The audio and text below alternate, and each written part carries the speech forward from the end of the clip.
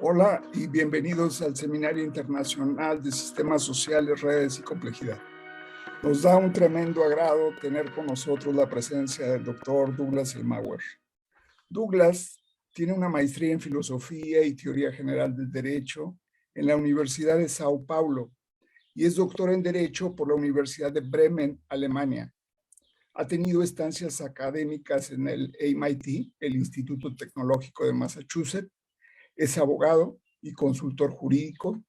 Actualmente es investigador en el área interdisciplinar de sociología, derecho y economía política. Ha publicado artículos sobre temas como teoría de sistemas, sociedad global, sociología constitucional y transconstitucionalismo.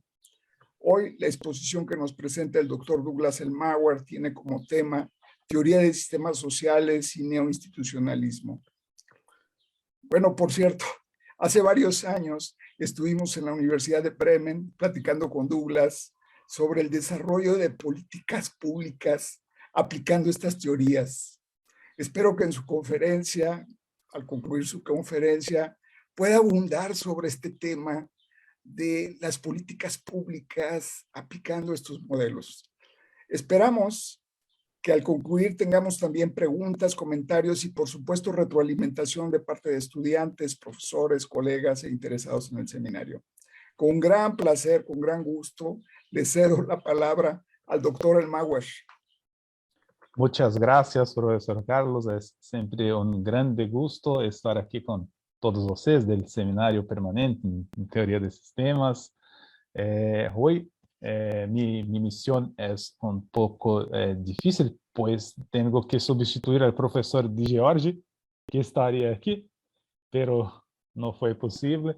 Entonces yo hablé con el profesor Carlos y decidimos hacer un tema nuevo para discutir con un público de sociología, de teoría de sistemas, que es el neoinstitucionalismo, que es más propio de las facultades de economía. Son los economistas que hacen estudios más concentrados en esta área, especialmente en la disciplina de economía política, lo que llamamos de nueva economía política. Entonces, mi misión hoy es intentar presentar a los sociólogos, a los cientistas políticos, cómo se da las teorías institucionales en la economía, esta nueva economía política. Esta primera diapositiva, como la otra, la segunda diapositiva, están en español, pero las otras están en portugués. Pues esa es una clase que yo tengo hecho mucho. Por ejemplo, yo creo que ministré este pequeño seminario 5 o 6 veces en poco más de un año. Entonces, las personas piden mucho a Douglas, acláranos cómo es el nuevo neoinstitucionalismo, cómo se trata la nueva economía política. Pero ahora yo tengo un desafío un poco mayor, pues yo tengo que aclarar las posibles relaciones entre teoría de sistemas y neoinstitucionalismo antes de aprofundarme en el tema del neoinstitucionalismo, las teorías de desarrollo y nueva economía política. Lo que yo destacaría es que las teorías neoinstitucionalistas hoy son muy formales. Lo que quiero decir con eso, la metodología que los investigadores en los neoinstitucionalismo hoy utilizan son muy basadas en estadística, econometría y teoría de los juegos, teoría de juegos. Y es aquí, en la teoría de juegos, donde tenemos algún contacto entre teoría de sistemas y neoinstitucionalismo. Pues en los años 40, Talcott Parsons en Harvard tuvo contacto con un profesor, un gran maestro que venía del antiguo Imperio Austrohúngaro, von Neumann, Franz von Neumann, el padre de la teoría de juegos, que escribió un muy conocido paper inaugurando el campo de análisis de la teoría de los juegos, Spieltheorie en alemán, en 1928. Entonces, esta teoría es más antigua que la teoría de sistemas, que el pensamiento parsoniano. Y Parsons, cuando este profesor vino del Imperio Austrohúngaro para Estados Unidos, por cuenta de la guerra, la perseguición a los judíos, von Neumann era judío, si no me engano, estaba en Harvard y tuve contacto con pelo menos los presupuestos de la teoría de juegos. Y lo que llamó la atención de Parsons, muy posiblemente en un seminario donde estaba von Neumann, Norbert Wiener, el padre de la cibernética, todos estos pensadores estaban en el mismo ambiente, es la cuestión de la doble contingencia. La teoría de los juegos siempre ha lidiado con expectativas de expectativas, pues es la cuestión de lo que se espera que el otro jugador haga. Para yo aclarar más detalles de la teoría de los juegos, yo tendría que tener una aula, una clase sobre teoría de los juegos. Yo aquí en la Universidad de IBM estoy haciendo investigaciones en teoría de juegos, estoy en un curso de teoría de juegos para comprender más las cuestiones formales, pero lo que es central aquí es que el problema de la dupla contingencia muy posiblemente fue extraído por Parsons también, no solo, pero también de la teoría de juegos. Pues, ¿cuál es la cuestión central en la teoría de los juegos? Los players, los jugadores, lo que un jugador espera de otro, de las decisiones, lo que uno va a hacer, lo que otro va a hacer. Y para eso hay toda una estructura que podemos decir que es transindividual, no es no plano de la individualidad en que está localizada, una estructura transindividual de expectativas que orienten esos players en los juegos. Pues siempre estás pensando, adelantando en cómo el otro va a jugar, cómo el otro va a agir. Sí, hay diferencias muy claras entre teoría de sistemas y las teorías económicas que adoptan la teoría de los juegos. Por ejemplo, la idea de rational choice, que es mucho mal comprendida en la sociología, pero hay mucho más que podemos aprender con estas teorías, teniendo más contacto do que simplesmente las ignorando. Yo creo que Luhmann ha citado, no me lembro dónde, no me recuerdo dónde, pero Luhmann ha citado muy positivamente la teoría de juegos, incluso por tener las preocupaciones hermanas con la teoría de sistemas, que es la cuestión de las expectativas, la incertidumbre. Esto está presente en la teoría de juegos, pero la teoría de sistemas y la teoría de juegos encaminan estos problemas de modos distintos, embora haya una matriz en común. Entonces, yo gustaría inicialmente solo de hacer esta anécdota de la presencia de la teoría de juegos en el nacimiento de la teoría de sistemas a través del problema de la doble contingencia trazida por Talcott Parsons.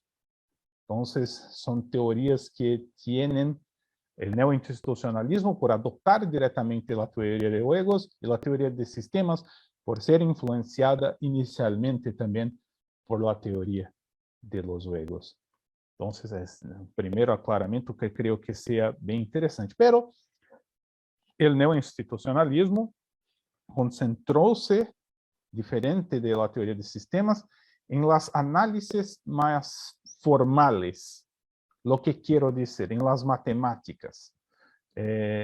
O neoinstitucionalismo começou ali com Douglas North, dos primeiros pensadores de las teorías institucionales, como las conocemos hoy, y no la pensaba en términos de matemáticas ni de teoría de los juegos.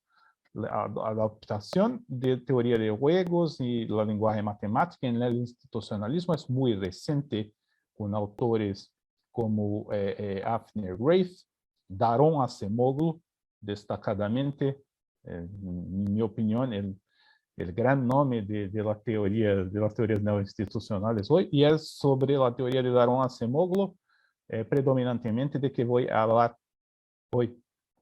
Entonces, cuando voy a analizar las teorías neoinstitucionales, vemos que hay un uso muy grande de estadística, test de causalidad, regresiones. Yo voy a mostrar algunas hoy en mi presentación, cómo se utilizan las regresiones lineares de estadística para hacer las inferencias causales que los economistas gustan tanto, la econometría y la propia teoría de los juegos, pues es muy importante para encontrar los equilibrios dinámicos que obtenemos en determinadas circunstancias, en determinadas relaciones, los equilibrios, los juegos dominantes, los equilibrios de Nash, etc. Yo voy ahora a empezar nuestro tema, que es los orígenes institucionales del desarrollo, una introducción al neoinstitucionalismo. Después de hacer esta digresión histórica y de aspectos metodológicos y epistemológicos de teorías de sistemas y teorías neoinstitucionales a través de un origen en común en la teoría de los juegos, yo voy a empezar esta presentación y voy a hablar del gran objeto de las teorías neoinstitucionales, que es la economía política. Luego hablaremos en su posición. Ahora comienzan las diapositivas en portugués. Yo peço perdón, o pedir perdón también por mi español, por no ser perfecto, pero yo creo que queda claro lo que estoy hablando hasta ahora. La introducción, lo que hablaremos en esta exposición de economía política. Pero no es la vieja economía política, como hablaba en Adam Smith, en Ricardo, en Malthus o en Karl Marx. Es la nueva economía política. Sí, las preocupaciones de la vieja economía política y de la nueva economía política son las mismas. ¿Cuáles son? La primera son los orígenes de la riqueza, y la segunda son las instituciones, el papel de las instituciones, cómo las instituciones son posibles, cuál es la función de ellas, y por qué son tan importantes, y por qué definen el destino del desarrollo de los países.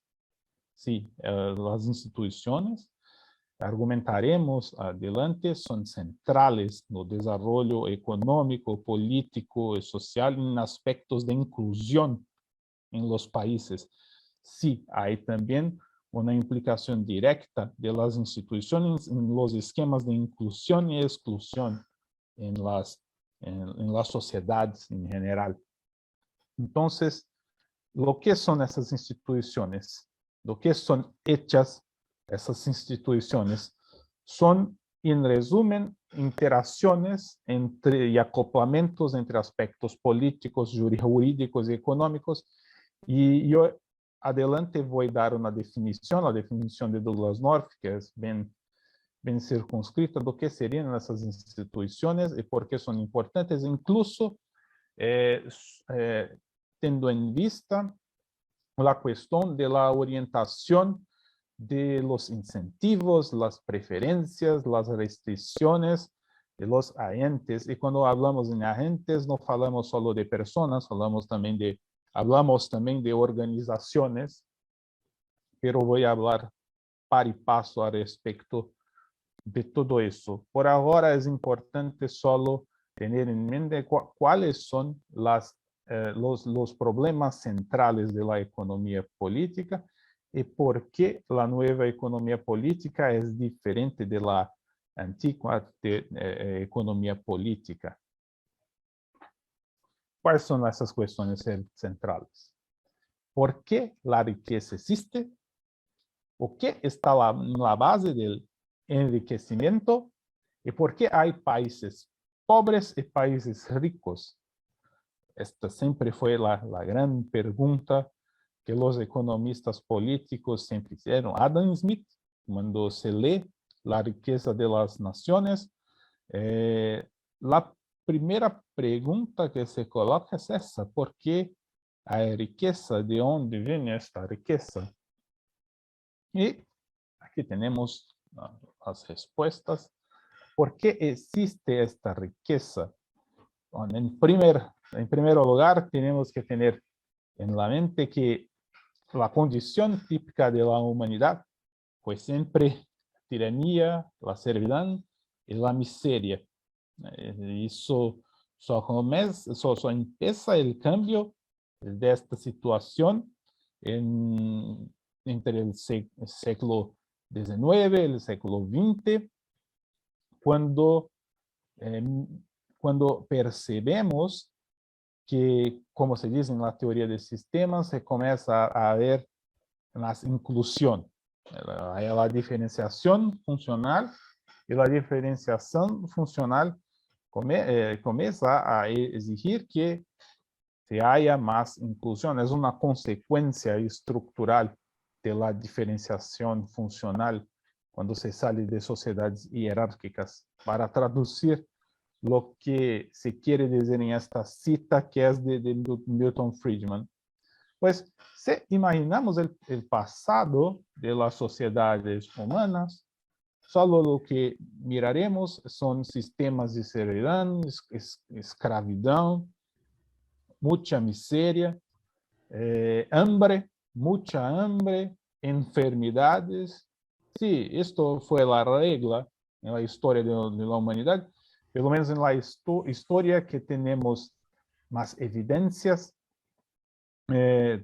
después del Neolítico, después de la Revolución Neolítica, cuando las sociedades ganaron un carácter más propiamente jerárquico, las primeras sociedades agrarias. Entonces, lo que tenemos a principio en esas teorías de crecimiento económico es que podemos dividir, como dice un autor de la teoría de crecimiento económico llamado Oded Galor, un autor judío que da clases en Brown University, Estados Unidos. Divide la historia humana en tres, la historia de las riquezas humanas en tres.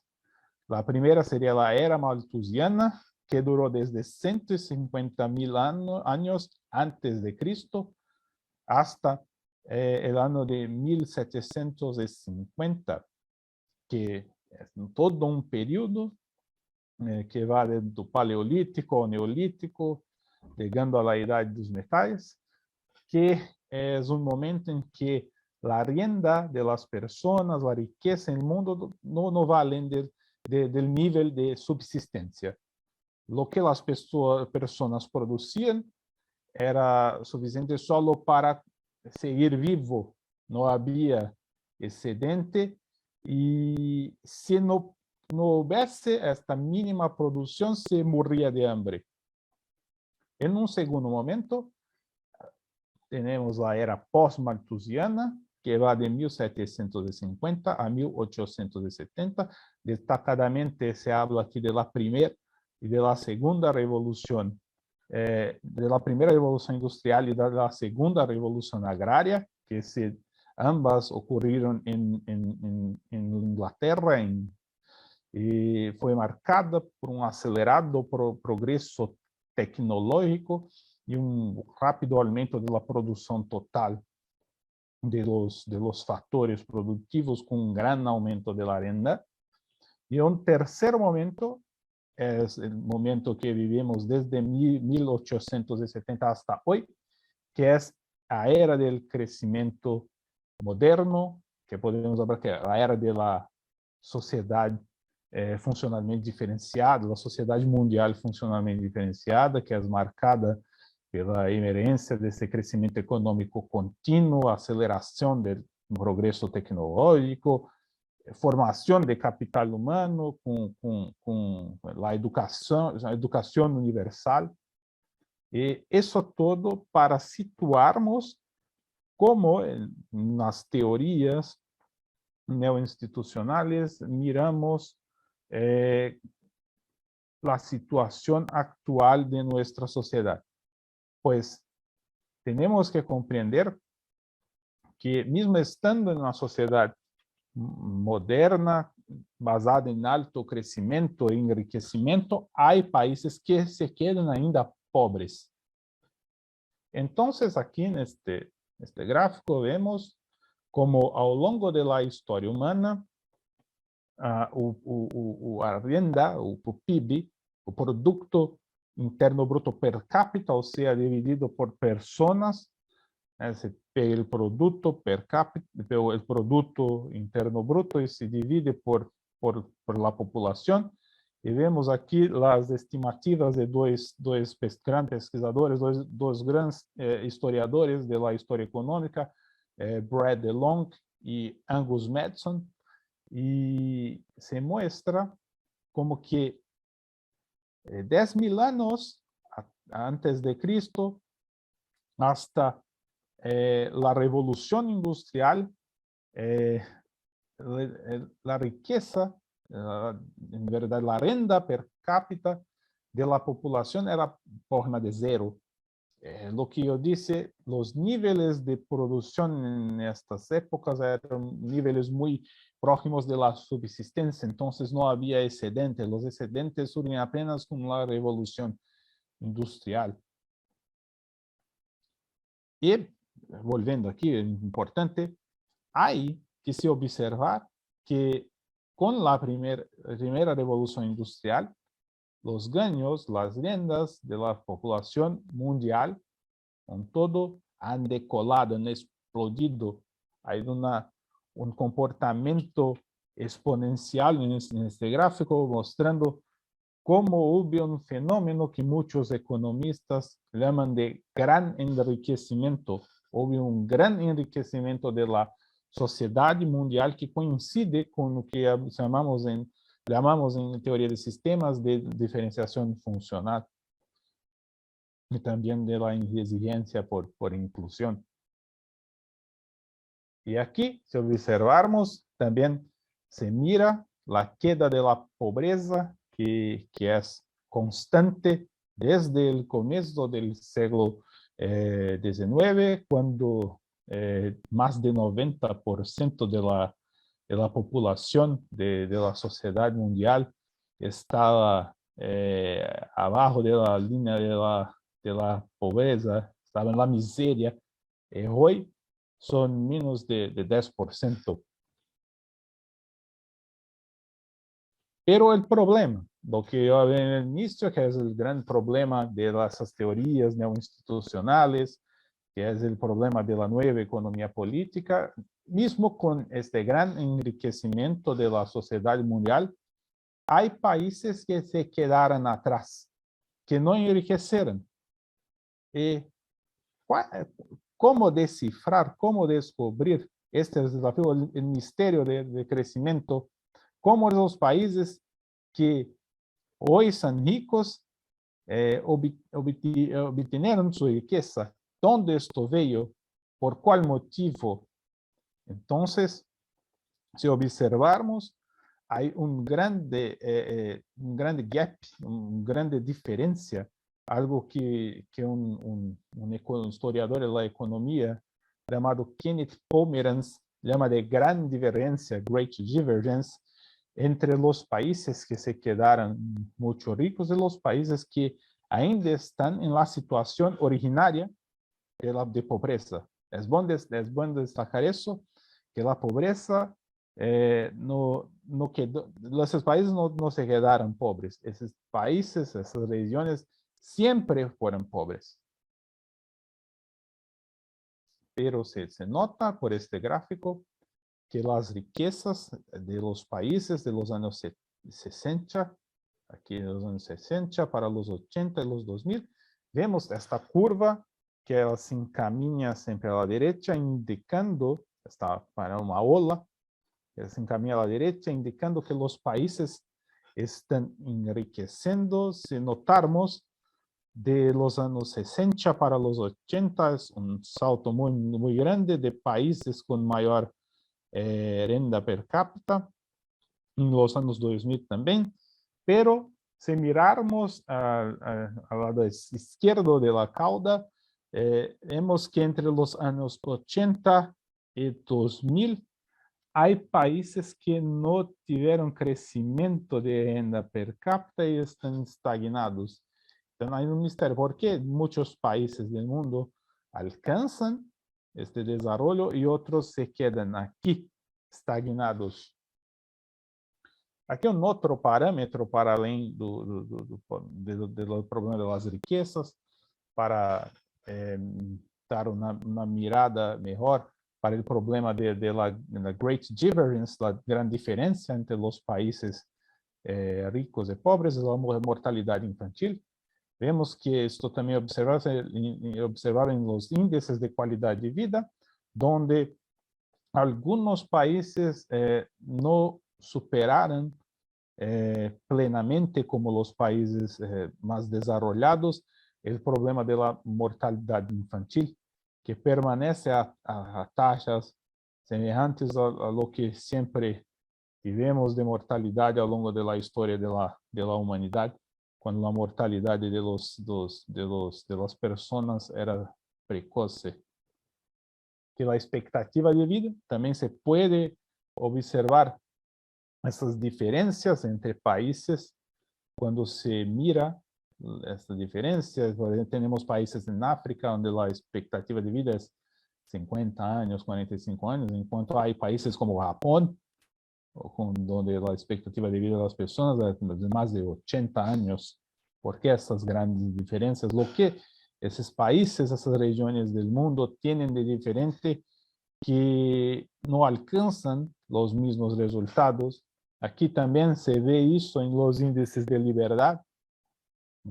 Os países que se tornaram democráticos e alcançaram sociedades mais livres são, via de regra, países mais ricos que os países que ainda hoje se quedam como países não livres, sem liberdades políticas, sem liberdades civiles adequadas.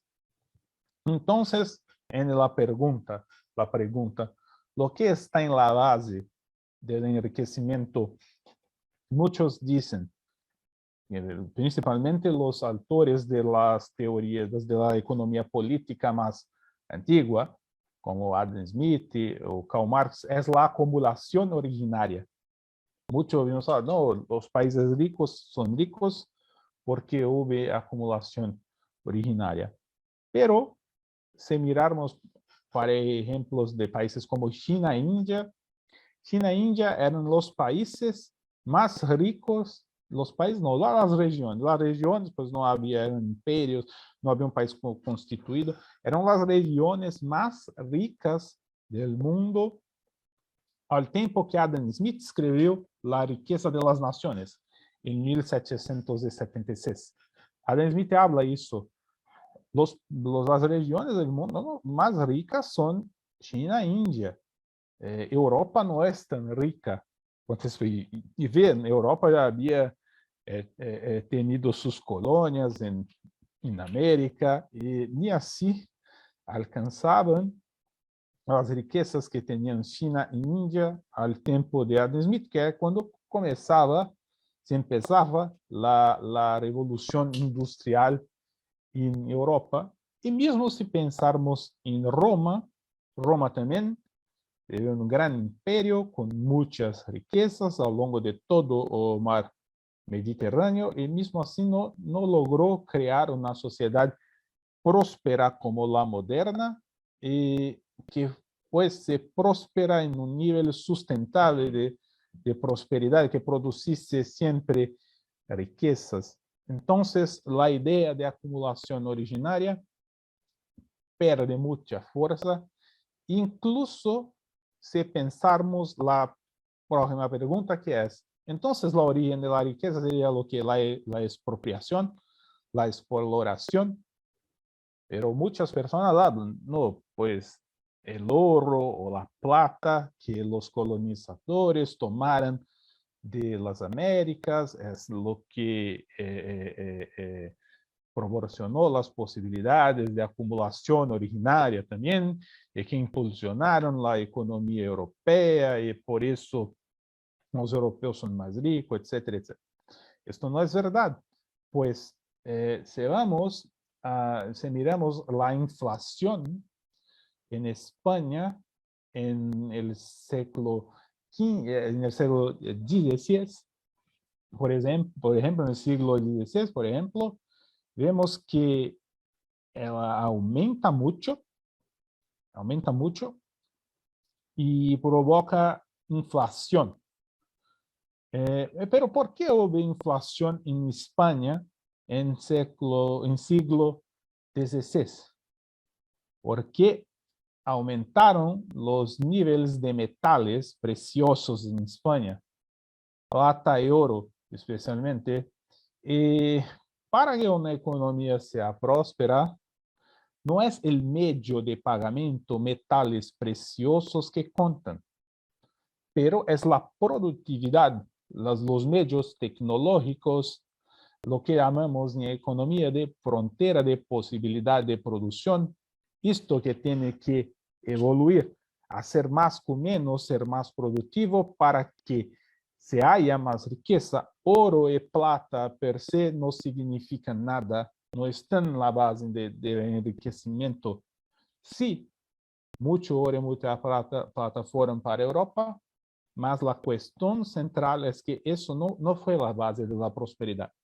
La base de la prosperidad es más que plata, oro, más que metales. Esto es una creencia metalista que no tiene más ninguna base empírica. El problema es que los pensadores de la economía política clásica, como Adam Smith, principalmente Marx, tenía mucho esta visión de que no, la acumulación originaria de plata y oro es lo que es la base del surgimiento del capitalismo, pero no, y veremos por qué. Otra cosa, la tercera cuestión aquí, que muchos hablan, esto es la base de la riqueza, son los recursos naturales. Si un país tiene muchos recursos naturales, pero perfecto, ese país será rico. Pero no es esto que las evidencias muestran. Vemos el caso de Noruega y Nigeria. Noruega y Nigeria son países muy ricos en petróleo, pero Noruega logra ser uno de los países más ricos de Europa y del mundo, especialmente con los ganos con la extracción de petróleo, pero Nigeria, que tiene mucho petróleo también, no alcanza el mismo suceso. Entonces, los recursos naturales per se no ayudan a crear riqueza. Es necesario más que recursos naturales para llegar a eso. Y lo digo más, hay muchos países que no son ricos en recursos naturales y hoy son ricos. Alemania mismo, donde yo estoy, no tiene grandes riquezas en términos de recursos naturales. Tenía lo que carbón, pero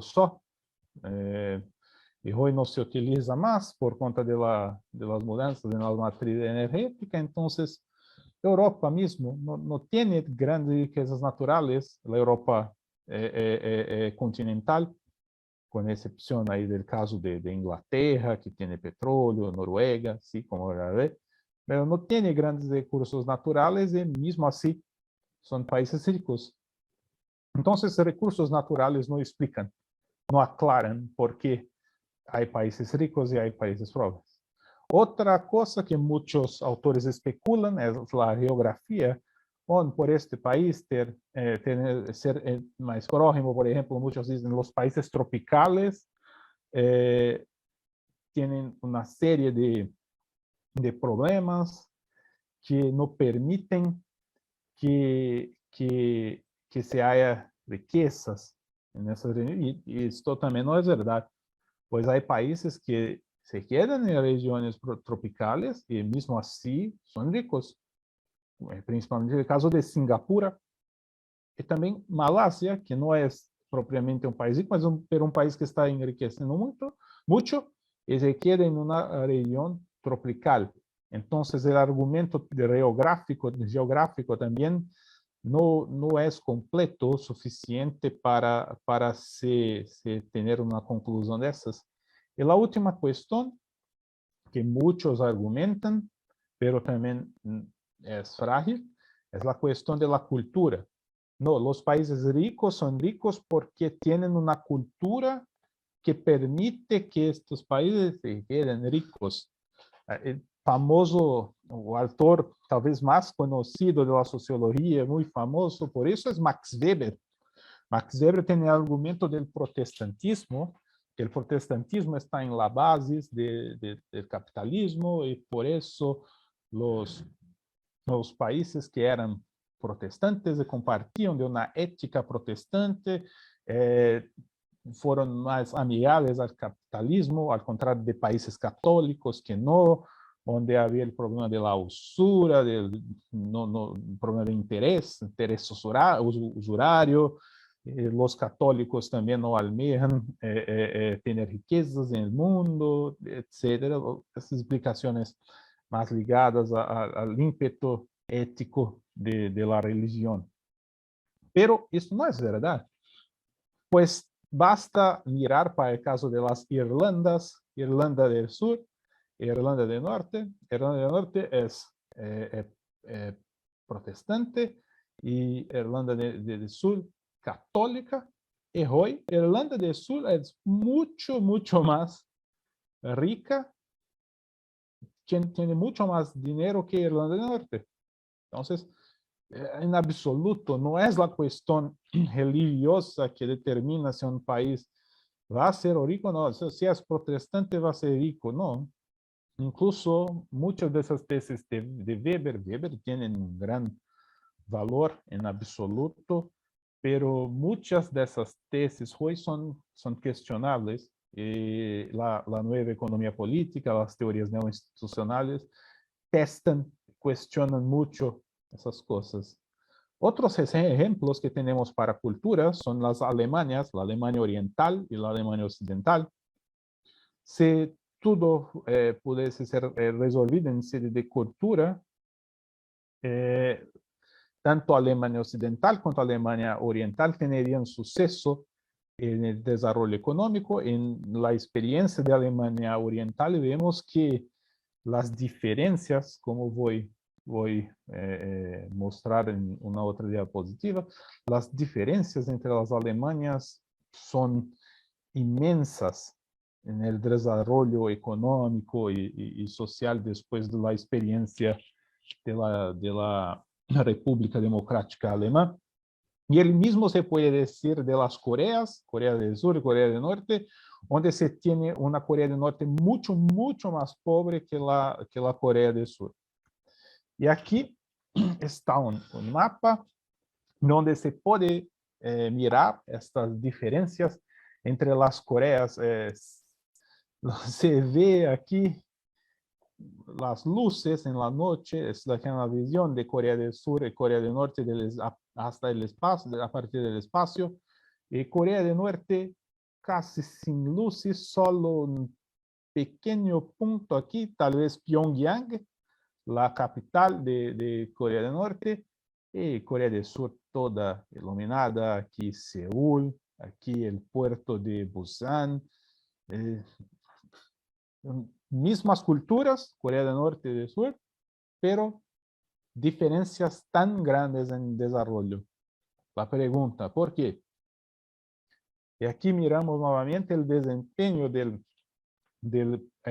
producto de la renta per cápita también, de Corea del Sur y Corea del Norte. Vemos que a partir de 1968 comienza a haber un despliegue entre las dos variables de Corea del Norte y del Sur. Y Corea del Sur tiene un desarrollo fantástico que no se para más hasta hoy. Y Corea del Norte permanece estagnada. Incluso peor do que era en los años 80 hoy. La pregunta, ¿por qué? Aquí Alemania. Aquí son las empresas que tenemos en Alemania y vemos que hay una brutal concentración de empresas hasta hoy, esto es de hoy, en el lado occidental. Y el antiguo lado oriental, casi no hay grandes empresas, o mejor, no hay. Solo algunas aquí en Berlín, que era también dividido en Berlín Oriental y Berlín Occidental, pero se comprende, pues, hoy es la capital de la Alemania. En el periodo de la división de las Alemanias, la capital se quedaba aquí, en Bonn. Pero se ve una gran concentración de empresas en el cinturón del sur, Bayer y Baden, donde fica industria automovilística, industria química, y aquí, más en el Valle de Ruhr, muchas empresas también, aquí al norte, en las proximidades de Hamburgo, también más un polo, y el lado oriental vacío. La pregunta, ¿por qué? Entonces, hablaremos ahora de la respuesta. ¿Por qué hay países pobres y países ricos? Por causa de las instituciones. ¿Por qué las Coreas son tan diferentes? Por causa de las instituciones. ¿Por qué las Alemanias son tan diferentes? Instituciones. ¿Por qué Noruega produce riqueza con su petróleo y Nigeria no? Por causa de las instituciones. Entonces, por isso agora é necessário definir o que são essas instituições, por que as instituições importam e quais tipos de instituições existem. E aqui estamos entrando no plano de pesquisa do professor de MIT, Adaron Acemoglu, que tem livro que se propõe a responder todas essas perguntas. Este livro muito famoso, ¿Por qué las naciones fracasan? Why the Nations Fail. Y en este libro se propone a responder todas estas preguntas. Entonces, vamos a definir lo que son instituciones. ¿Cuáles son sus papeles? El papel de las instituciones es dar las reglas del juego, reducir incertidumbres entre los players, estableciendo una estructura estable, o sea, equilibrios múltiples. Aquí hablamos también de teoría de juegos. Es importante eso, pues, es esto que va a definir lo que los agentes pueden esperar de los otros. Lo que quiero decir con eso, las instituciones crean las condiciones para estabilizar las expectativas de los players, de los jugadores, de las organizaciones en el juego económico, político y jurídico. Entonces, ahora con la definición más clásica de Douglas North, que tal vez tenga sido el padre de estas teorías, y Douglas North habló en muchos de un artículo, creo, llamado Institutions, de 1990, y también tiene muchos libros. El principal es un libro que creo que sea de 1990, llamado Institutions, Institutional Change and Economic Performance, donde él aclara todas esas cuestiones y él define instituciones como las instituciones son los constreñimientos, o mejor, las restricciones, las limitaciones humanamente concebidas que estructuran la interacción política, económica y social. Las instituciones consisten en o son instituciones informales como sanciones, tabús, costumbres, tradiciones, códigos de conducta e instituciones formales. Son la Constitución, por ejemplo, las leyes, el derecho de propiedad.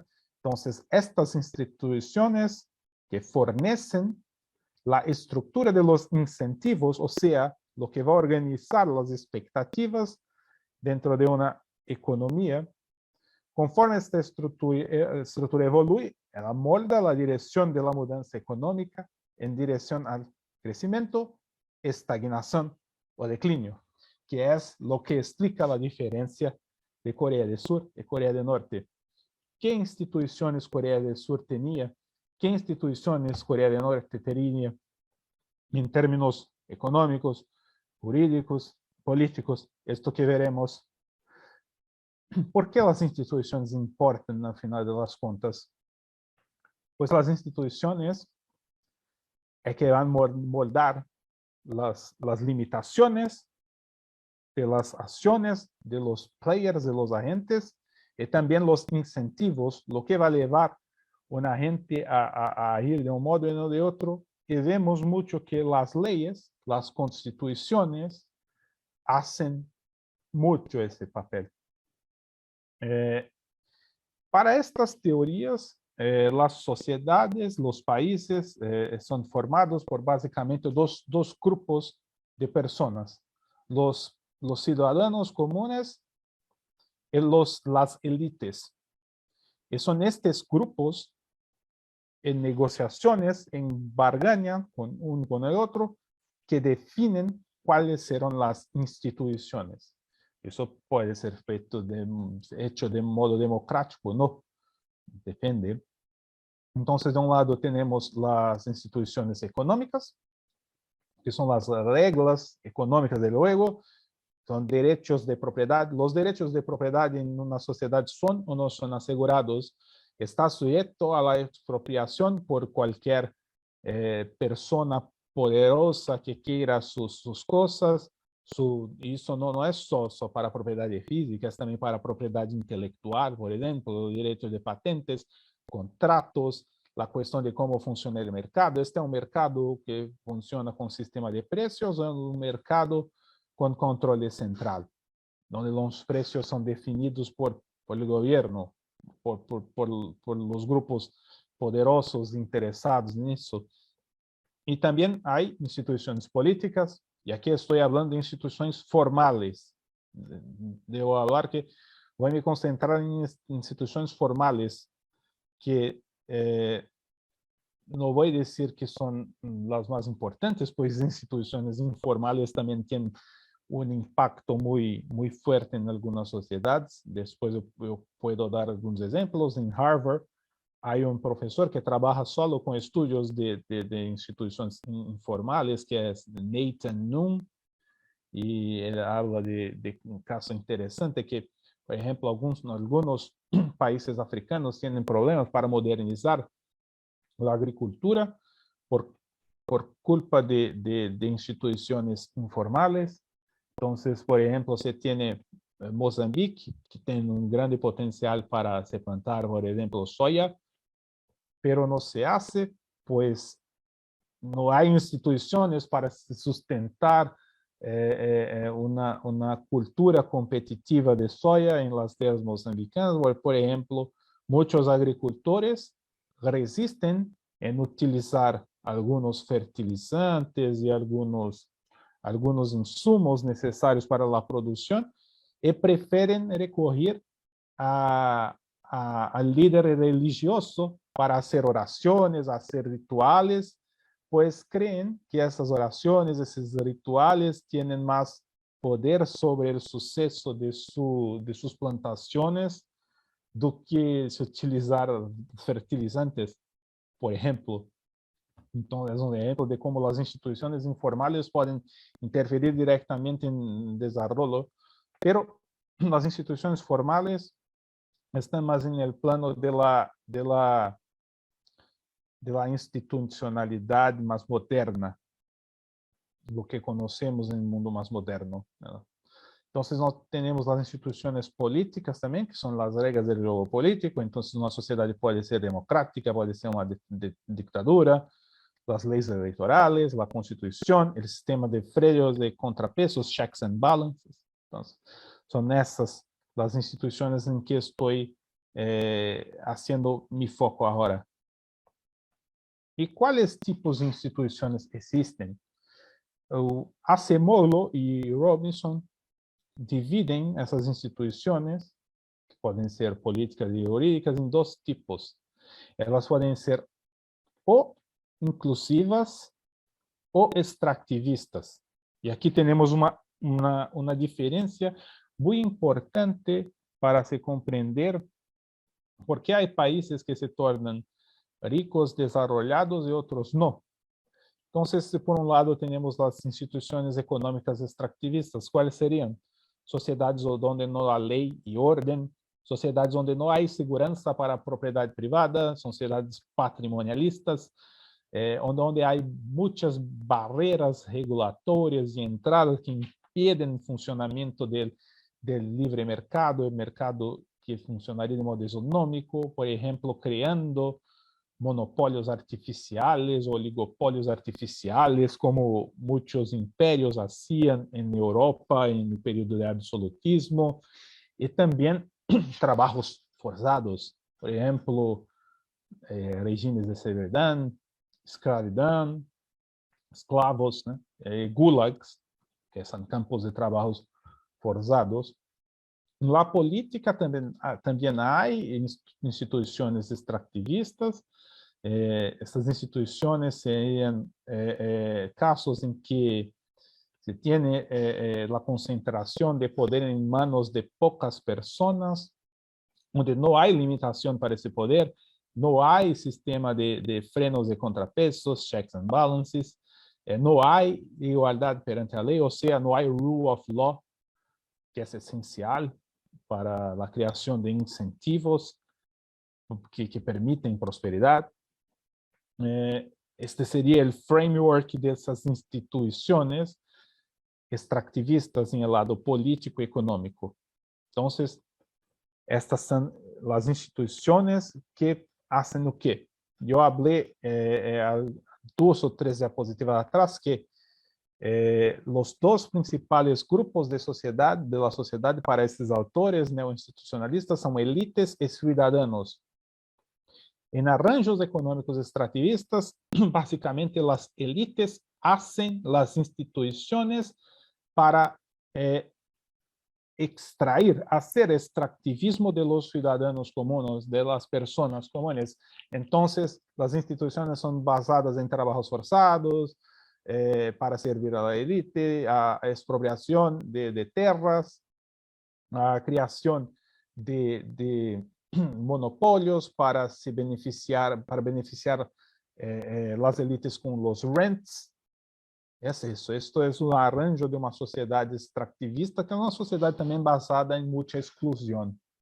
Por outro lado, temos as instituições inclusivas, econômicas e políticas, que seriam as instituições mais presentes em los países ricos, os países que enriqueceram, los países que têm mais gente incluída na escola, incluída no sistema de saúde, sociedades onde há mais pessoas incluídas no sistema político, sociedades mais democráticas.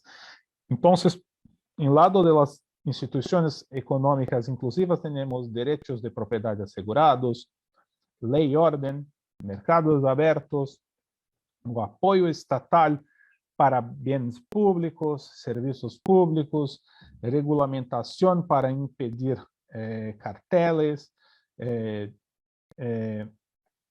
também abertura para entrada livre de novos negócios, segurança para patentes, para propriedade intelectual, acesso à educação igualdade de oportunidades, em geral, direitos civis e sociais bem consolidados.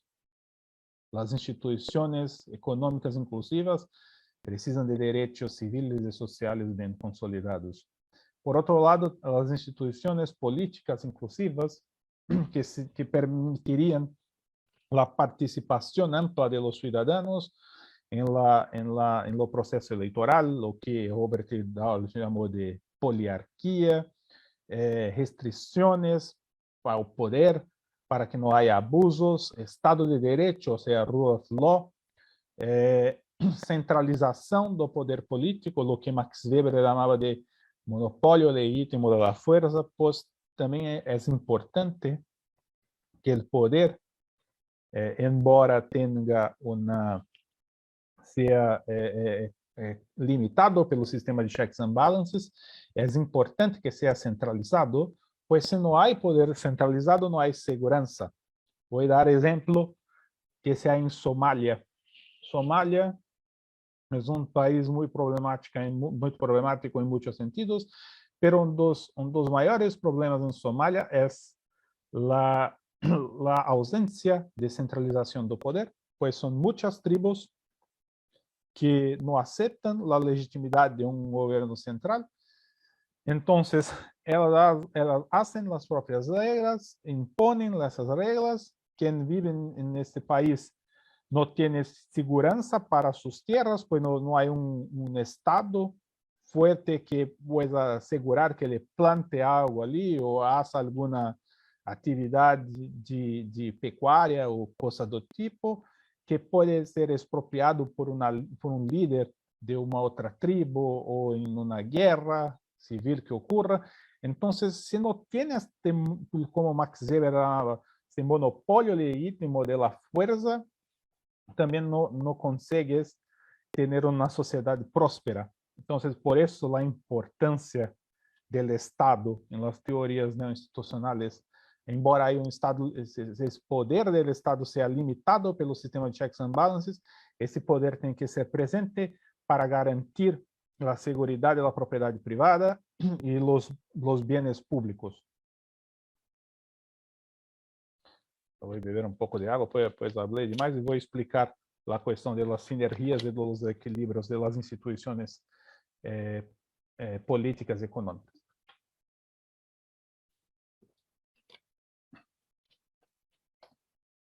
Professor Carlos, a apresentação queda muito rápida ou está bom no ritmo? No, cuentas con el tiempo que requieras. Perfecto, vou seguir. Aqui eu estou apresentando as sinergias e os equilíbrios que trabalhamos na economia política, que é o quê? Basado nestas instituições políticas e econômicas, sejam inclusivistas ou extrativistas, mapeamos os países que se enquadram em uma combinação destas instituições. Via de regla, os países mais ricos, democráticos e inclusivos, com mais inclusão, são os países que possuem instituições políticas e econômicas inclusivas. É o caso dos países da Europa, especialmente dos países da União Europeia, que obedecem aos critérios de Copenhague, e esses critérios fazem menção de todas essas instituições que são centrais, são basais para que países puedan ingressar na União Europeia. Então, países europeus têm este tipo de instituição. Estados Unidos também, Canadá, Austrália, são países que são exemplos clássicos de instituições políticas e econômicas inclusivas. E há países que estão no outro lado, que possuem instituições nesta parte, que enquadrante inferior direito, que são países que possuem instituições políticas e econômicas extrativistas. São, por exemplo, sociedades escravocratas, que son la mayor parte de las sociedades del pasado. También era a Unión Soviética, era un clásico ejemplo de eso, la Unión Soviética. Y algunas dictaduras, hoy de Egipto, por ejemplo, también. Pero hay países que son híbridos, que al mismo tiempo poseen instituciones inclusivas por un lado, pero extractivistas por el otro. Un gran ejemplo del pasado fue Chile.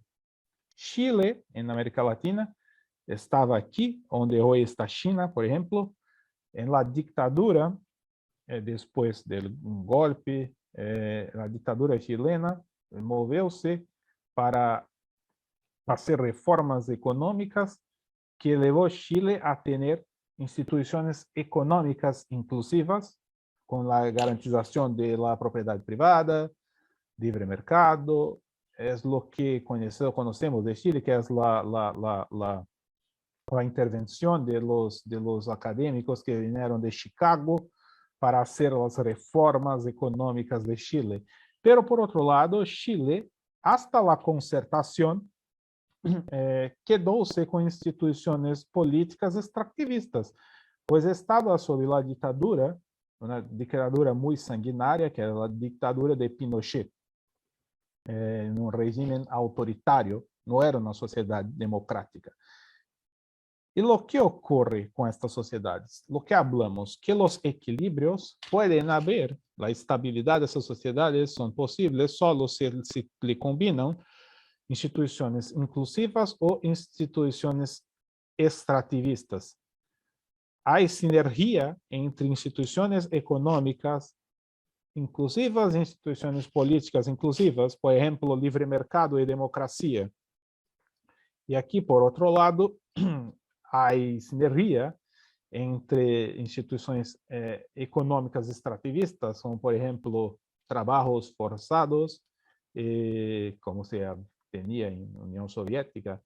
La Constitución, una de las 4 constituciones de la Unión Soviética, creo la Constitución de Stalin, se hablaba que el trabajo era compulsorio, no era un derecho, el trabajo es compulsorio, es una obligación. Y por otro lado, estas instituciones extractivistas económicas, como por ejemplo el trabajo forzado, se combinaba muy bien con el régimen autoritario de Stalin, na União Soviética. Então, havia um equilíbrio aqui, como há um equilíbrio aqui. O problema é quando as sociedades se hacen com instituições mistas e há que se tomar um rumo, pois, por exemplo, quando se tem instituições econômicas inclusivas, consequentemente, va a haber una exigencia social por más liberdades políticas. Las liberdades civiles levan a las liberdades políticas, son interdependentes. Entonces, haverá o reformas que hacen con que essas sociedades caminen para sociedades más democráticas, como é o caso de Chile, después de la concertación, o hoy, como vemos el caso de China, que tiene instituciones económicas inclusivas, pero al mismo tiempo es una dictadura. Es una dictadura donde no hay posibilidad de oposición, no hay partidos de oposición, tiene algún grado de participación, pero no hay oposición, los derechos políticos son muy precarios. Entonces, ¿cuál será el camino de China? O China se reforma en la dirección de una democracia y hace reformas políticas y se torna un país con instituciones ambas inclusivas, o China retrocede en los avances con instituciones económicas inclusivas, va para instituciones económicas extractivas, como la que se tenía en la época de Mao Zedong, y se hace nuevamente represión, que es lo que me parece que está ocurriendo ahora con el gobierno de Xi Jinping. Xi Jinping, por ejemplo, o que hice recientemente con el gran empresario Jack Ma, que quería hacer un gran IPO en la bolsa americana, en Wall Street.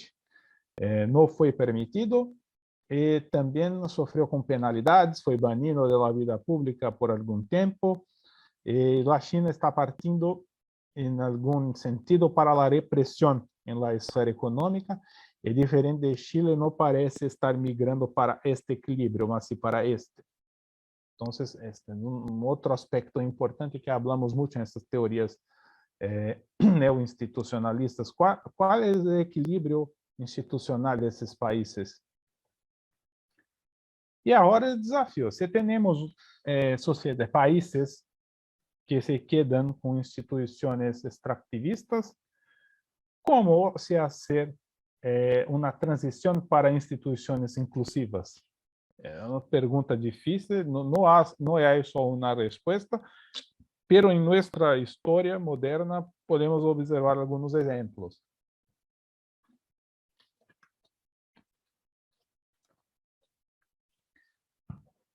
É necessário notar, como eu falei al inicio de la exposición, que las instituciones extractivistas han sido la regla en la historia mundial, pelo menos desde la revolución neolítica. Pero de dónde, entonces, siempre tenemos instituciones extractivistas ao longo de la historia de la humanidad, en el mundo antiguo, en el mundo feudal. ¿Cómo surgieron las instituciones inclusivas? Hay algunos movimientos anteriores que apuntan que, por ejemplo, la República Romana y Venecia, por algún tiempo tuvieron instituciones inclusivas, pero fueron experiencias que no se sustentaron mucho tiempo. El punto de virada foi a Revolução Gloriosa em Inglaterra em 1688, quando houve fortalecimento do parlamento em detrimento do monarca. Então se criou sistema de checks and balances. Não vou falar que é o primeiro, pero é sistema mais robusto, o sistema de checks and balances, freio de contrapesos. Se pode falar que há desde os sumérios, desde las primeiras civilizações, por exemplo, o clássico caso que Acemoglu cita de Gilgamesh, talvez o primeiro caso de sistema de freio de contrapesos, pero não era basado como foi em uma constituição, que é uma das instituições inclusivistas centrais para nossa sociedade moderna, que baliza incentivos de las personas, de las organizações, de los players. Então, com a Revolução Gloriosa, obtivemos, por um lado, instituições políticas mais inclusivas e pluralistas, as quais levaram a também uma transformação de instituições econômicas para formas mais inclusivas. E um exemplo que Douglas North dá é a lei de patentes, a lei de propriedade intelectual, que surge quase que ao mesmo tempo de la primeira revolução industrial em Inglaterra. A lei de patentes, a lei de propriedade industrial em Inglaterra, é um exemplo de instituição inclusivista que cria regras que premiam a los inventores, a los criadores, a los inovadores. E isso por si incentiva que novos inventores, novos criadores surjam, e que, por exemplo, não se quede só em James Watt e sua máquina a vapor, mas outras pessoas se sentem motivadas a inovar, pois o rei ou os poderosos ou as elites não vão mais tomar suas inovações. Bem, isso não era o que ocorria, por exemplo, em China. Pues muchos dicen que China tenía mucho conocimiento, muchas de las cosas que se hicieron en el Occidente después en la Revolución Industrial foi graças a conhecimentos que se vieram de China, etc. Pero a diferença é que a Europa tinha um ambiente no siglo XVII, XVIII, muito mais livre e de certa forma havia um intercâmbio entre os diversos reinos e países que se formavam, diferente de China, que tinha um grande império, onde tudo era muito controlado por la elite burocrática, o imperador, a elite mandarim, e las personas, a criatividade, os inventores não eram valorizados, não eram dignificados. As instituições, as leis desarrolladas no Ocidente permitiram que esses criadores, esses inovadores contribuíssem com o progresso. Lo que não se observou em China, que muito fortemente hacía repressão a isso, pois o que está em jogo é a estabilidade do imperio. Então, se damos muita liberdade, pode haver insurreições e coisas que as elites não desejam, então vamos manter nossas instituições extrativistas e reprimir os desvios. Então, essa é a grande diferença. ¿Por que houve revolução industrial em Inglaterra? Primeiro, pois, houve toda uma reorganização das instituições, incluso o regime de patentes de propriedade intelectual, que é o que Douglas North e o Weingeist hablan, que é a chave, uma das grandes chaves para o desenvolvimento da revolução industrial e a predominância de instituições econômicas inclusivas que foram possibilitadas por aquisições de las instituições políticas que se opuseram ao poder de monarca, estabelecendo um novo sistema de freios e contrapesos e também a igualdade perante a lei. Pero aí a pergunta, se as instituições inclusivas são tão buenas, por que alguns países ainda se quedam com instituições extractivistas? Pois, já sabemos que com as instituições inclusivas, a maioria das pessoas ganha. Mas há um problema, que é o que Daron Acemoglu, recorrendo a um autor alemão, um cientista político alemão, chamado Michels, o problema da lei férrea das oligarquias. O que isso quer dizer? O que isso quer dizer? Que muitas elites em sociedades basadas em instituições extrativistas se beneficiam do extrativismo. E por se beneficiarem do extrativismo, resistem a fazer as reformas que possibilitarão a adoptação de instituições inclusivas. Então, há um equilíbrio subóptimo nesta relação, um equilíbrio, em verdade, não pior, ineficiente. Há um equilíbrio ineficiente nesta relação, que é insistente, pois há grupos que se beneficiam com esta situação de coisas. A isso, o Acemoglu chama, basado em Michels, de lei férrea de las oligarquias. E ele aprofunda este problema em um artículo chamado Se é possível um teorema social de Coase. Depois eu posso disponibilizar o artículo, onde ele argumenta sobre estas possibilidades, mas de um modo bem mais matemático e bem mais formal, que não é o caso de trazer para a apresentação. Mas basado nisso, podemos falar, por exemplo, da questão da colonização. Eu creio que a colonização das Américas é talvez o grande exemplo com que eu quero encerrar esta apresentação, para mostrar as diferenças e os motivos pelos quais, por que em algumas regiões instituições persistem, em outras não. Entonces, vamos a Portugal y España. España, que son los países que empezaron las primeras expediciones a América. Vemos que las instituciones de la península ibérica en general, tanto España como Portugal, eran basadas en instituciones extractivistas, derivadas del periodo del absolutismo, o sea, eran muy autocráticas, patrimonialistas, y también había muchas instituciones que fueron heredadas del periodo de dominación islámica de la península ibérica entre los años 700 y 1400, como por ejemplo la institución que es extractivista, pero que es centrada en el Islam, que es la institución de la esclavitud.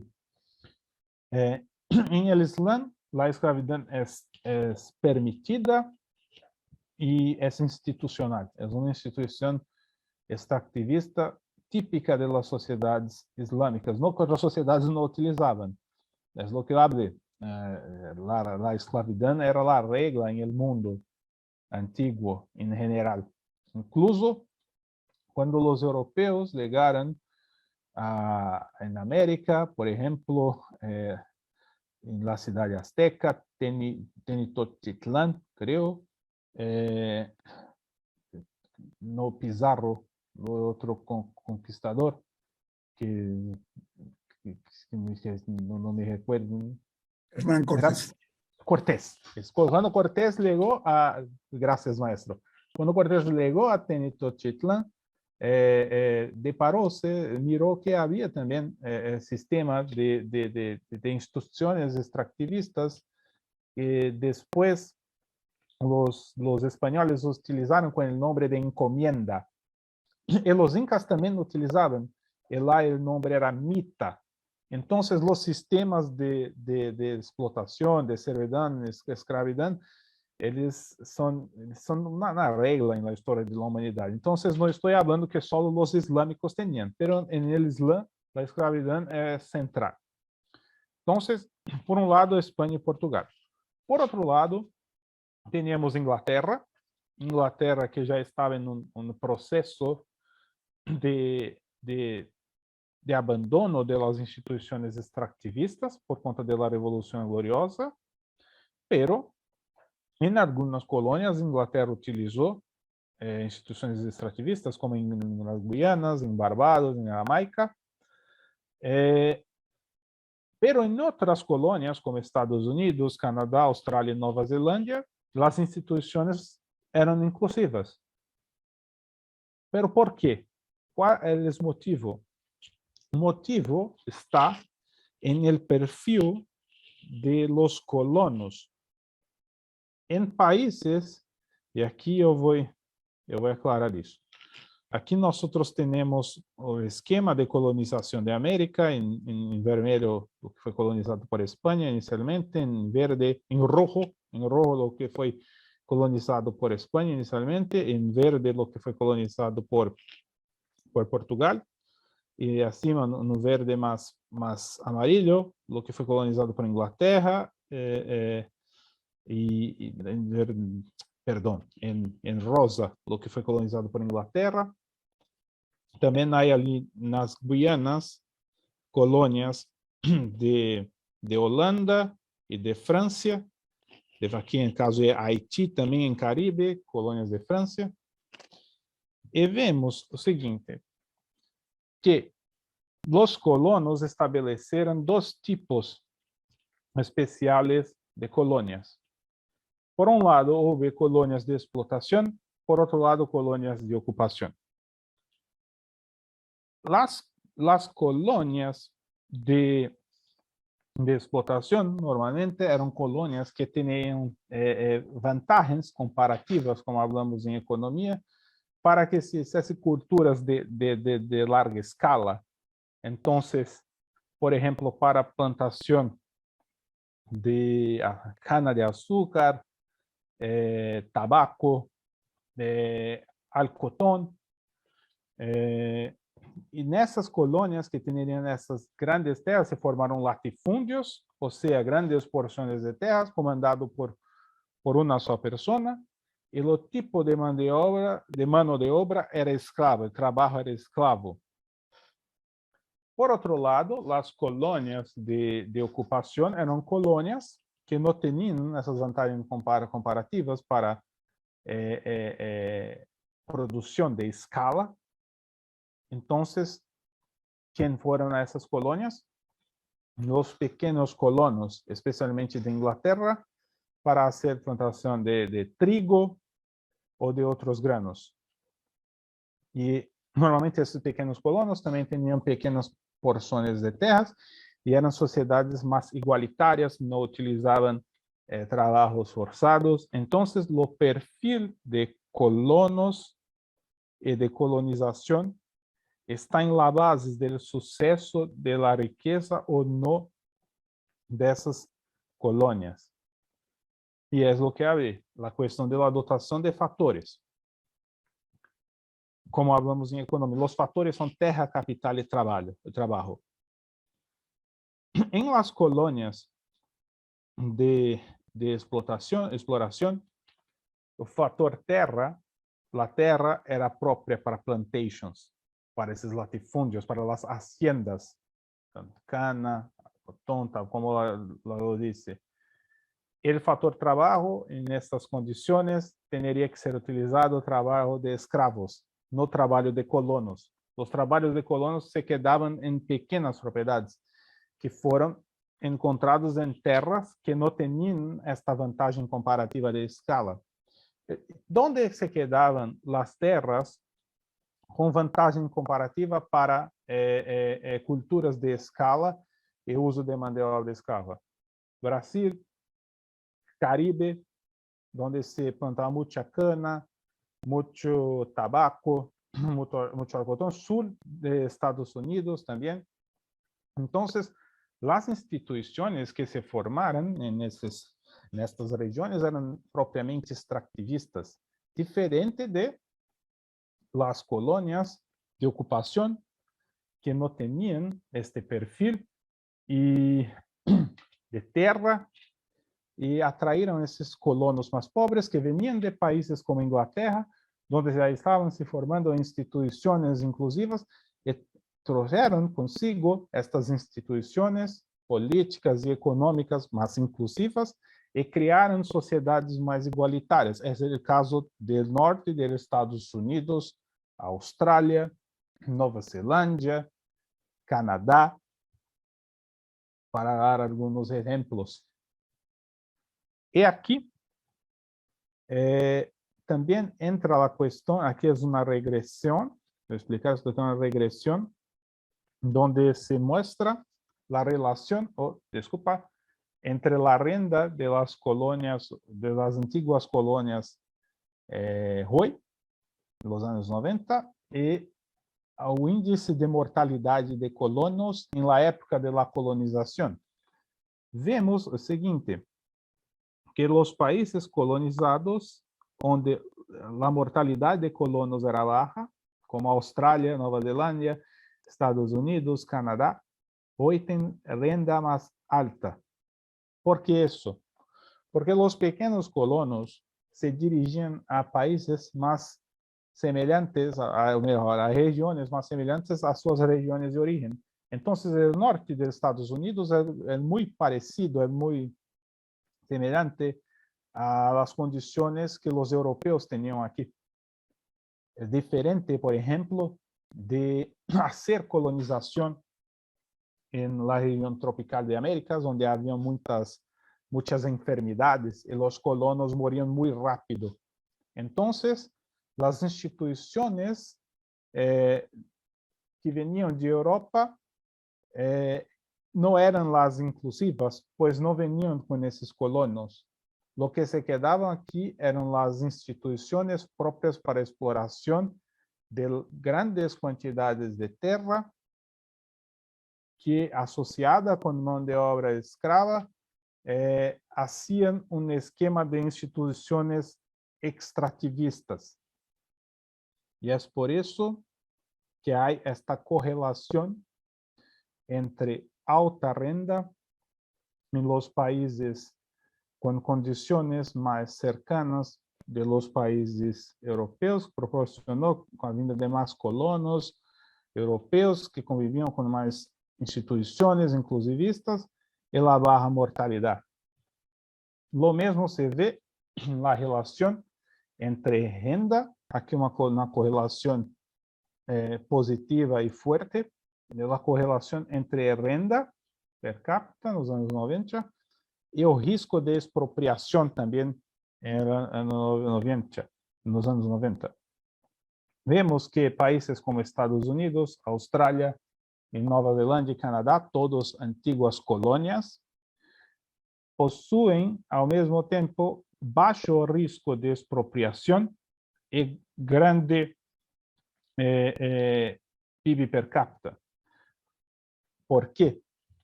Porque as sociedades que receberam os colonos tinham menores parcelas, glebas de terra. Os colonos eram proprietários de porções menores de terras, diferente de los países onde se tinha plantations, onde se tinha haciendas, onde tudo pertencia a só uma pessoa, e os pequenos colonos se quedavam sujeitos, vítimas de los grandes proprietários e poderiam ser expropriados a qualquer momento. Então, não havia qualquer incentivo institucional sob essas condições para se ter terra e a ser produtiva esta terra, pois o colono, o dono do latifúndio ou de la hacienda, poderia hacer o que quiser com esta pessoa, com este colono. As instituições eram extrativistas. Por isso, como vemos nesta correlação, há aqui países como Peru, Bolívia, Haití. Haití é o exemplo clássico. No Haití se utilizava para a plantação de cana, crio, tabaco, muitos escravos. Você é uma instituição classicamente extrativista e grandes quantidades de terra de um só proprietário francês. E esta sociedade, hasta hoje, se constitui uma sociedade de baixa renda e alto nível de risco de expropriação, juntamente com o Zaire, que hoje é Congo, né? Mali, Sudão. E aqui uma outra correlação, em verdade, do risco de expropriação e mortalidade de colônias, para ferrar aqui o nexo causal que existiria entre o tipo de ocupação das colônias e o tipo de instituições, se extrativistas ou inclusivistas, que predominam nestas regiões. Então, aqui vemos que os países, aqui em leixo de las ordenadas, que os países com mais baixo risco de expropriação são também os países que tinham menor risco de mortalidade para os ocupantes, para os colonos, ou seja, Austrália, Nova Zelândia, Estados Unidos, Canadá. Enquanto países que também foram colônias, como Nicarágua, Haití, possuíam mais mortalidade de colonos e, por isso, não atraíram tantos colonos de Europa. Eram poucas pessoas, só algumas elites que utilizavam, explotavam aquela região, aqueles recursos e depois abandonavam. Também está associado com o risco de expropriação. Então, conclusão, depois deste exemplo da ocupação das Américas, da diferença de colônias de exploração e colônias de ocupação, vemos que nas colônias de ocupação predominam hasta hoje instituições extrativistas que estão ligadas à inseguridade da propriedade privada, a trabalhos forçados, a baixo grado de liberdade econômica, de liberdade política, sem democracia consolidada, e, por outro lado, colônias de ocupação que tiveram mais colonos europeus e por isso também contaram com instituições mais inclusivas, mais democráticas, baseadas em mais igualdade e em segurança para a propriedade privada. Com isso, quero concluir com a pergunta do livro de Acemoglu: ¿por qué las naciones fracasan? ¿Por qué instituciones políticas y económicas extractivistas persisten en el tiempo?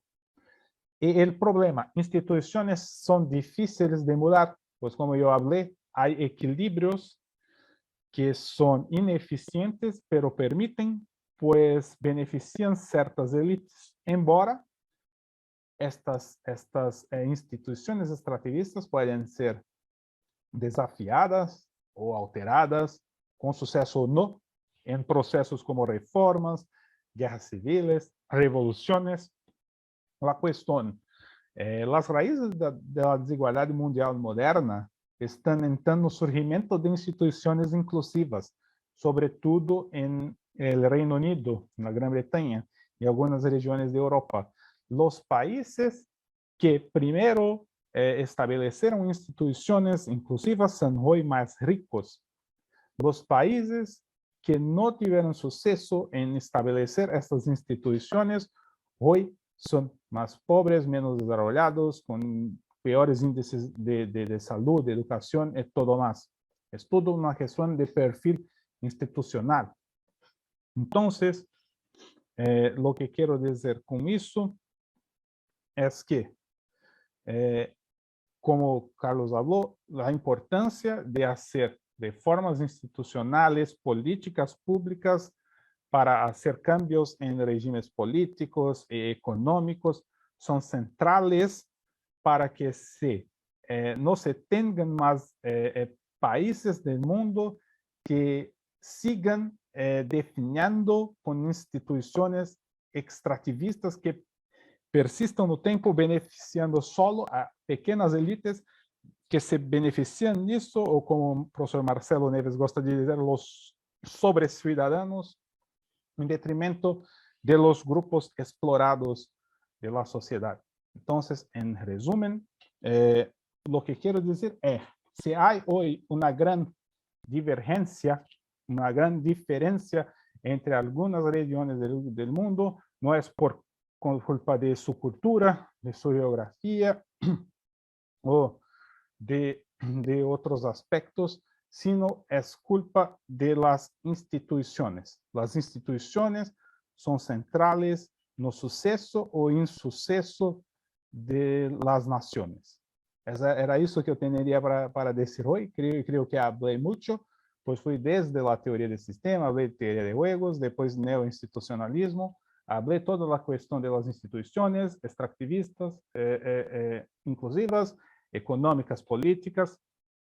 Hablé do exemplo de la ocupación de las Américas, por qué algunas colonias fueron utilizadas para colonización y otras para explotación, y las consecuencias de eso hoy en esos países. Y por qué, por ejemplo, Estados Unidos, que foi colonizado por Inglaterra, é tão diferente da Guiana inglesa ou de alguns países de Caribe, porque Canadá, que foi colonizado por França, é tão diferente hoje de Haiti, que também foi colonizado por França. Então, ser colônia não significa que se estás também condenado a ser pobre e subdesenvolvido. Muito mais, o que quero dizer é, o que foi crucial para todas estas sociedades foi o esquema de estabelecimento de suas instituições. Era isso que eu tinha para falar hoje. Muitas graças.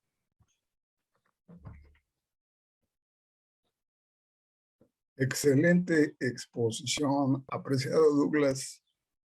Oye, sobre todo, muchas gracias por haber aceptado con una invitación que te hice apenas la semana pasada.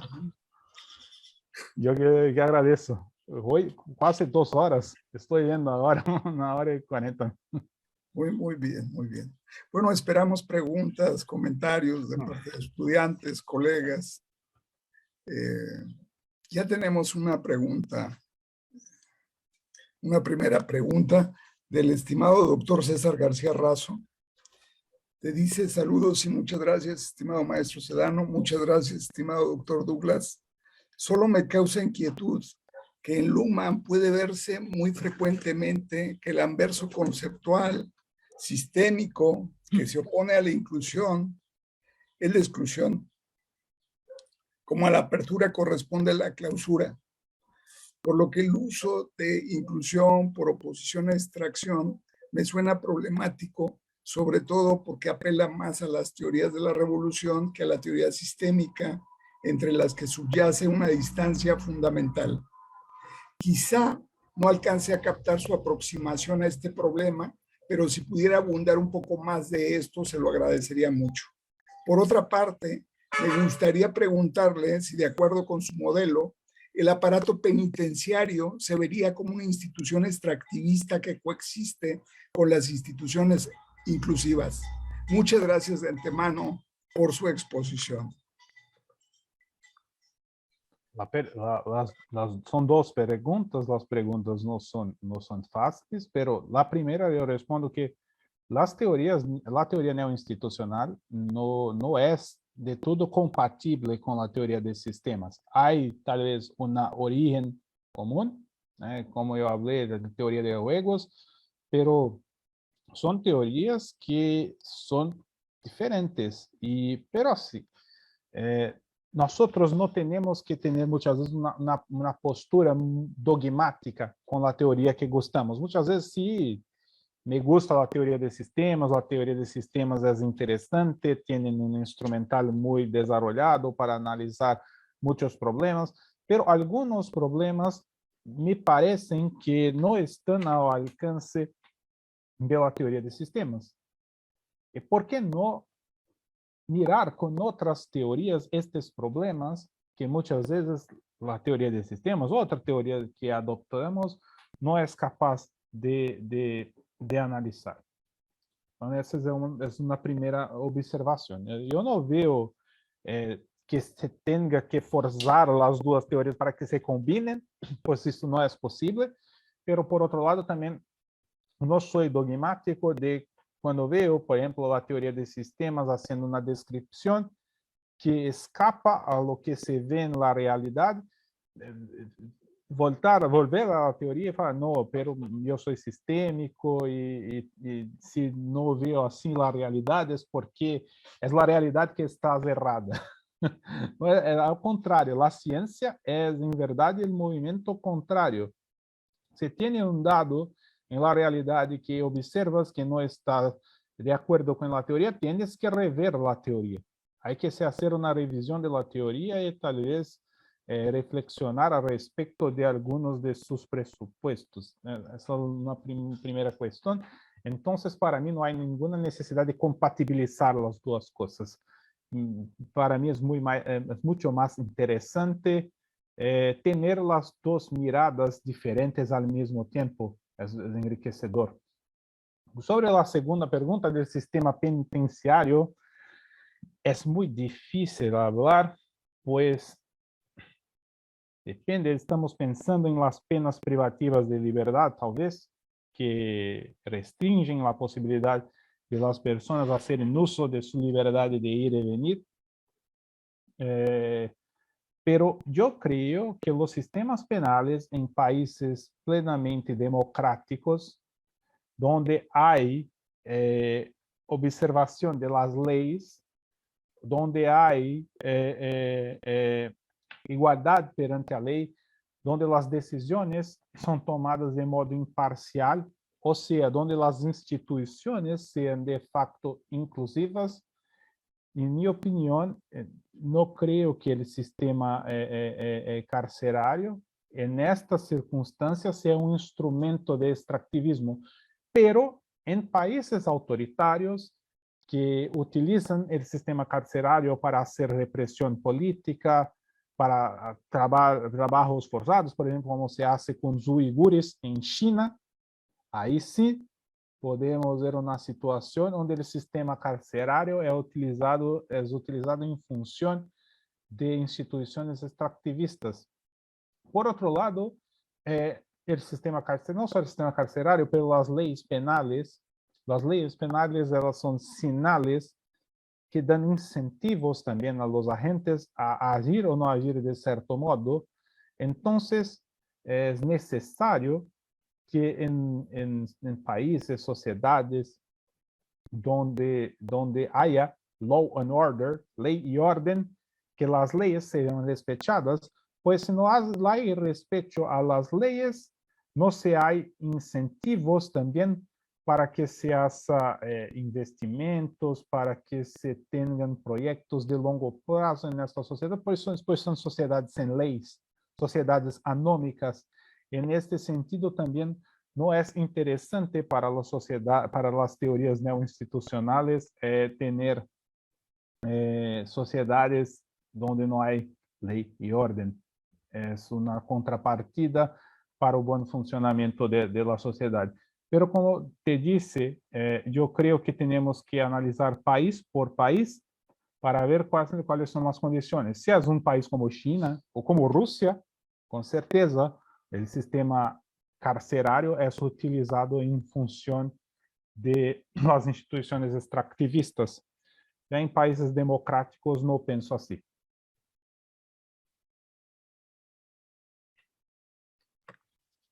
Muy bien, Douglas, excelente.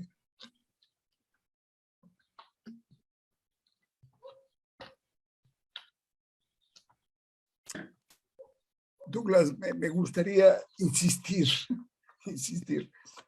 Cuando estuvimos en Bremen, yo te preguntaba sobre algunos ejemplos de políticas públicas aplicando los modelos neoinstitucionalistas y de teoría de sistemas. Y los ejemplos que me diste fueron extraordinarios. Te agradecería mucho si pudieras abundar un poco más en ellos.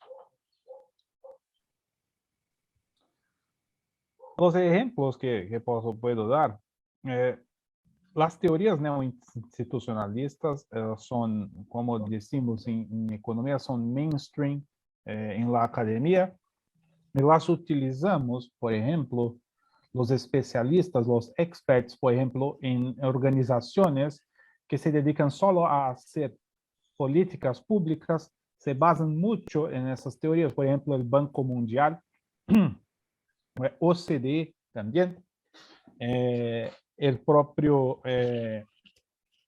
otras, Unión Europea también, organizaciones multilaterales, todas se basan mucho en estos arranjos de cuando creamos determinadas leyes, políticas públicas, constituciones, tenemos que hacer un análisis de impacto, un análisis de qué incentivos o de qué restricciones estamos creando cuando hacemos estas instituciones.